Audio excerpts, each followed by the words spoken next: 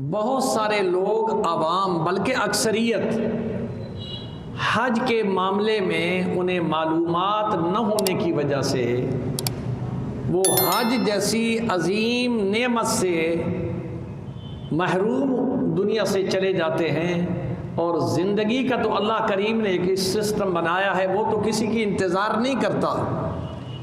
فرمایا اذا جاء اجلهم لا يستأخرون ساعة ولا يستقدمون۔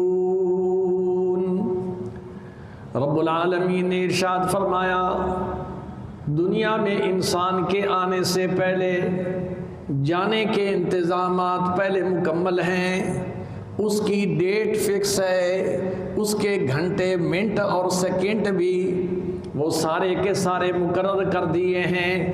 جس جگہ موت آنی ہے میں اور آپ غافل ہیں، لیکن اللہ کے سسٹم میں ساری کی سارے نظام مقرر کر دیا گیا ہے۔ تو اس لیے آج کے اس موضوع میں کہ حج کس پر فرض ہے، ہم نے لوگوں نے اپنے خود مسائل بنا لیے ہیں کہ جی میری فلاں مجبوری ہے، فلاں مجبوری ہے، فلاں مجبوری ہے۔ آیا شریعت جسے ہم مجبوری کہہ رہے ہیں اسے مجبوری مانتی ہے؟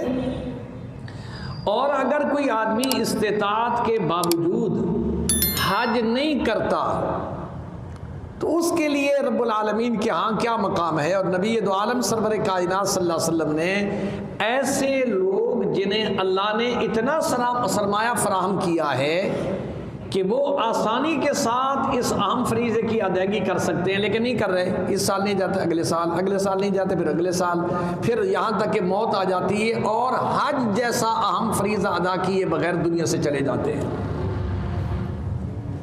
اللہ کریم نے ارشاد فرمایا ان اول بیت وضع للناس للذی ببکۃ مبارکا وہدی للعالمین۔ سب سے پہلے رب العالمین نے اس کائنات کے زمین اور فرش کا جو سب سے پہلے ابتدا کی ہے وہ کہاں سے کی ہے؟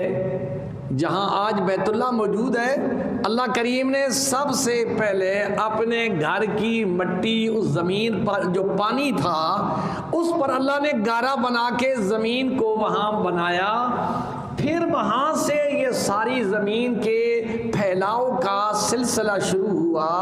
گویا کہ کائنات کے بنانے کا رب العالمین نے ارادہ فرمایا تو سب سے پہلے اپنے گھر کی زمین کو تیار فرمایا۔ پھر اللہ کریم ارشاد فرماتے ہیں فرمایا وَلِلَّهِ عَلَى النَّاسِ حِجُّ الْبَيْتِ مَنِ اسْتَطَاعَ إِلَيْهِ سَبِيلًا۔ فرمایا اللہ کے لیے حج فرض ہے، ان لوگوں کے لیے حج فرض ہے جن کو اللہ نے صاحب حیثیت بنایا ہے۔ جو غریب ہے اس پر حج فرض نہیں ہے، جو صاحب استطاعت آدمی ہے اس پر حج فرض ہے، اور اگر استطاعت کے باوجود وہ حج نہیں کرتا اللہ کریم ارشاد فرماتے ہیں وَمَن كَفَرَ فَإِنَّ اللَّهَ غَنِيٌّ عَنِ الْعَالَمِينَ۔ جو آدمی استطاعت کے باوجود میرا گھر کی زیارت کرنے کے لیے نہیں آتا، مجھے ملنے کے لیے نہیں آتا، مجھے مصافحہ کرنے کے لیے نہیں آتا، میرے قدموں کو پکڑنے کے لیے نہیں آتا، اللہ کریم فرماتے اس بدبخت کو بتا دو غنی عن العالمین۔